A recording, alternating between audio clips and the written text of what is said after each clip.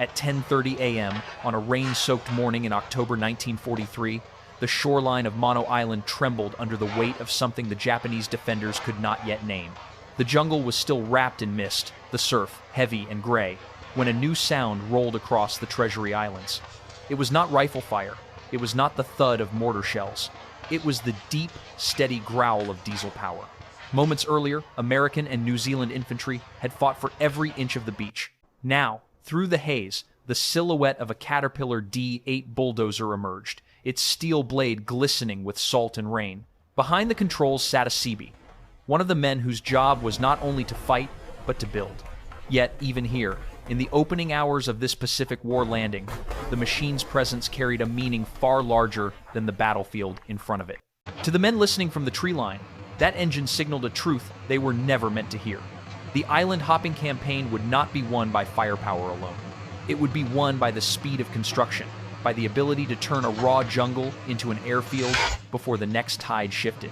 So the question is this: how could one bulldozer help reshape the outcome of an entire war? The first hours on Mono Island revealed a truth that every soldier in the Pacific War eventually learned. Nothing about these battles was simple. The landing at the Treasury Islands was meant to be a small step in the wider island-hopping campaign, but the resistance that morning showed how costly even a single beach could become. Japanese defenders, though expecting Allied forces somewhere along the Solomon Chain, were caught off balance by the timing and location. Their pillboxes, carved from coconut logs and layered with sand, created narrow fields of fire that swept across the shoreline. Every step forward carried a price. Among the Americans pushing through the surf were the men of the 87th Naval Construction Battalion. The Seabees trained not only to survive combat, but to transform landscapes. Their presence in the first wave was no accident. Intelligence officers knew that capturing an island was only half of the objective. The other half, equally vital, was the ability to make that island operational within hours. Roads, supply dumps, airstrips, and fuel storage had to appear almost as quickly as the beach was secured. That was why the Caterpillar D8 bulldozer came ashore so early. Designed in Peoria and San Leandro and shipped thousands of miles across the Pacific, the machine was far more than a piece of equipment. For the Seabees, it was a weapon of momentum, a tool that converted victory into infrastructure. When the engines started, diesel fumes mixed with salt air and a deep mechanical rhythm echoed across the jungle. To defenders listening from concealed bunkers, the sound alone carried a warning. The Americans were not merely invading, they were preparing to stay. Then came the moment that turned a machine into legend. Machinist's mate, Aurelio Tayson, a 38-year-old construction worker from Massachusetts, was operating his D8 when Lieutenant Charles Turnbull shouted that a Japanese pillbox to their front was pinning down the infantry. The position was built to withstand small arms fire and to dominate the beach approach. Traditional assault tactics would cost time and lives. Tayson understood both terrain and machine. He lifted the bulldozer blade, turning the steel into a shield, and pushed forward directly into the line of fire. Bullets snapped against the blade. Sand kicked up in sheets. Turnbull fired his carbine to cover the approach. Tayson maneuvered behind the pillbox, dropped the blade, and drove straight through the structure. In minutes, the bunker collapsed under the weight of earth and timber, sealing its defenders inside. The advance resumed. That single action captured the essence of the Seabees. Men who could fight when necessary, but whose real strength lay in what came after. Crushing the pillbox cleared the path for infantry, but more importantly, it allowed the bulldozers to do the work that mattered most in the Pacific War. The faster the island could be carved into roads and runways, the faster the campaign advanced. The story of Mono Island did not end with that destroyed pillbox. It began there. What happened after the pillbox was crushed revealed why the Seabees became one of the most influential forces in the Pacific War. Once the beachhead stabilized, the Caterpillar D8 bulldozers moved inland without pause. The first task was always the same: carve space out of the jungle. Trees fell, coral banks shifted, and the dense undergrowth that had defined the island for centuries disappeared under the steel blades. Within hours, supply dumps took shape. Ammunition, food, medical stores, and spare parts needed secure ground long before the next storm or counterattack arrived. Momentum mattered. On Mono and Sterling Islands, the Seabees cut more than 20 miles of roads in only a few days. These were not civilian roads built for convenience. They were arteries that allowed an entire invasion force to live, move, and fight. The faster these routes appeared, the faster the island-hopping campaign could continue. And always, at the heart of this effort was the Caterpillar D-8 Bulldozer, a machine that could move more earth in 1 hour than hundreds of men could accomplish in a day. But the real showcase of American construction power unfolded as the Pacific War stretched across the Solomon Islands and beyond. The pattern became unmistakable. At Guadalcanal, the Japanese had spent months trying to finish Henderson Field using hand tools, carts, and labor battalions. When U.S. Marines captured the airstrip, it was barely functional. Seabees repaired it under fire and had it operational for American fighters within days. That speed not only kept the Marines alive, it shifted the balance of air power across the region. On Espiritu Santo, the Seabees carved a 6,000-foot runway from untouched jungle in just 20 days. In New Georgia, they began building a fighter strip only hours after the first landings. 9 days later, American aircraft were using it in active operations. Every new runway shortened the distance to the next objective. Every new port made it possible to resupply faster and strike further. Then came Tarawa. After 3 days of some of the most brutal fighting of the Pacific War, the island's Japanese airfield lay shattered. And yet, 15 hours after the last shots were fired, the Seabees had the runway functioning again. The speed sounded impossible, but the island-hopping campaign depended on exactly that. Capture, build, move, repeat. Saipan and Tinian brought the strategy to its peak. 4 days after securing Asleto Airfield, heavy American aircraft were already taking off from its repaired surface. On Tinian, the Seabees constructed 6 massive runways, each over 8,000 feet long, designed for B-29 bombers. From those runways, the final strikes of the war would soon launch. Across every island, the pattern held. Wherever the Seabees went, the Caterpillar D-8 Bulldozer went with them. And wherever the D-8 went, the war moved faster. As the Pacific War pushed closer to Japan's inner defensive ring, the limits of Japanese engineering became impossible to ignore. The disparity was captured in a single number: 300. According to wartime engineering studies, one Caterpillar D-8 Bulldozer, operating under good conditions, could move as much earth in 1 hour as 300 laborers working an entire day. On paper, this seemed like a statistic. In reality, it was the measure of a collapsing empire. Japan's construction units, the Setsueitai, relied almost entirely on human muscle. Thousands of Korean and Taiwanese laborers, supervised by Japanese officers, dug trenches with shovels, shaped fortifications with axes, and hauled timber by hand. Their effort was unrelenting, but the output could never match diesel engines and steel blades. While the Seabees sculpted airfields and roads in days, Japanese crews needed weeks or months for similar projects. The result was predictable. Many Japanese defensive systems were incomplete when American forces arrived, leaving garrisons exposed before the first shot was fired. As the island-hopping campaign advanced, Japanese commanders shifted their strategy. Beach defenses were shattered too easily by American bombardment, so troops withdrew inland, building layered defensive lines. When those positions failed, they turned to underground warfare.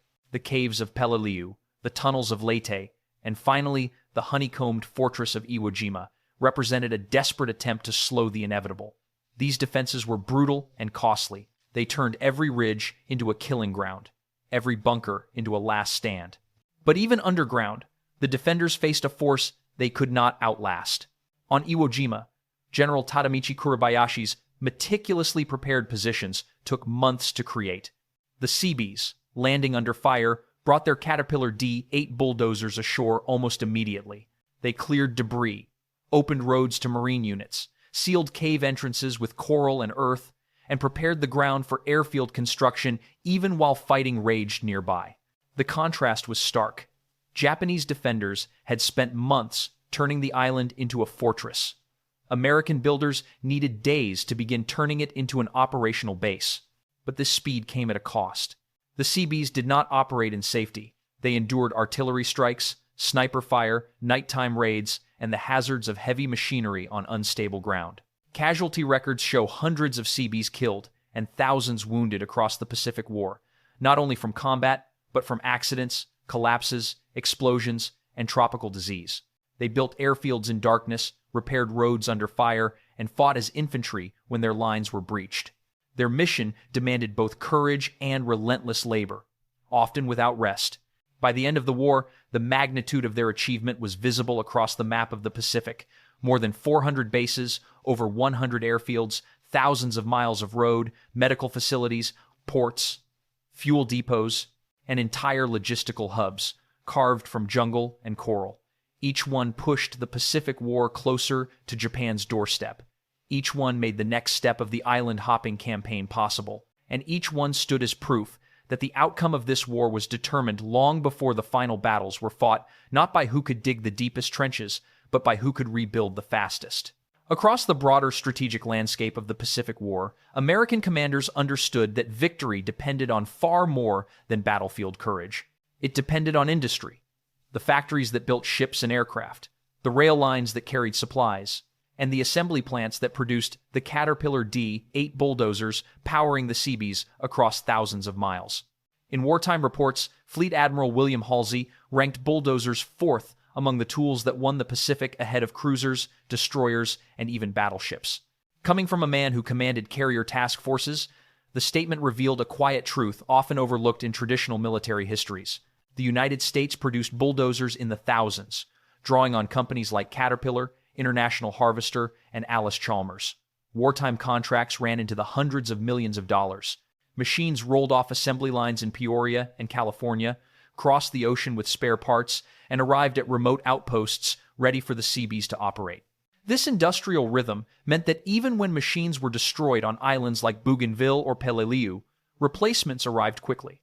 Japan had no comparable capacity. Its factories were already strained, producing aircraft and naval vessels. Even if they had managed to build heavy construction equipment, American submarines ensured it could not reach garrisons scattered across the Pacific. But the true difference lay not only in quantity, but in skill. The Seabees were not teenagers rushed into service. They were seasoned tradesmen, carpenters, welders, heavy equipment operators, many in their late 30s or 40s, some even older. Their training blended Marine Corps combat instruction with technical schooling at places like Camp Endicott and Port Hueneme. When they arrived on an island, they knew how to judge soil, read terrain, drain swamps, reinforce foundations, and repair their own equipment under fire. Their expertise made the Caterpillar D-8 bulldozer more than a machine. It made it a strategic instrument. Japanese officers recognized this long before the war ended. Post-war interrogations revealed a recurring theme. America's ability to build faster than Japan could destroy was decisive. Vice Admiral Shigeru Fukudome openly acknowledged that Japan never found an answer to American construction speed. Admiral Isoroku Yamamoto had predicted the same outcome years earlier. Having studied in the United States, he understood the industrial imbalance and warned that a prolonged conflict would be unwinnable. The island-hopping campaign did not just move American forces westward. It showcased, island by island, the industrial muscle that defined modern warfare. In every shattered bunker and every newly paved runway, the strategic reality became clearer.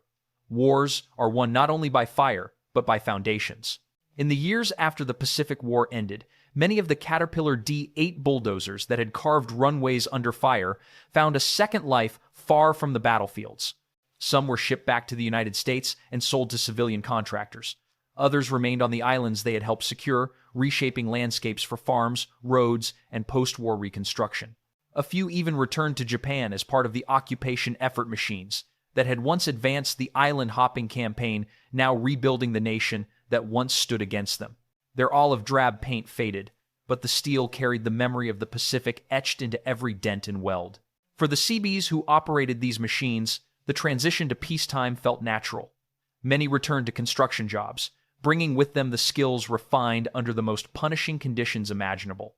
Their experience became part of the foundation for the highways, ports, and industrial centers that transformed post-war America. The same practical ingenuity that shaped airfields on Saipan shaped the infrastructure of the modern United States.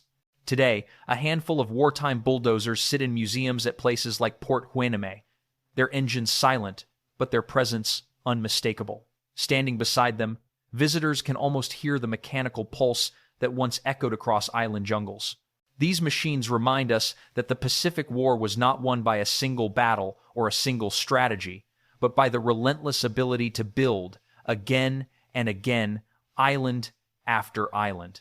The island-hopping campaign succeeded because the Seabees and their Caterpillar D-8 bulldozers transformed raw terrain into forward bases faster than Japan could react.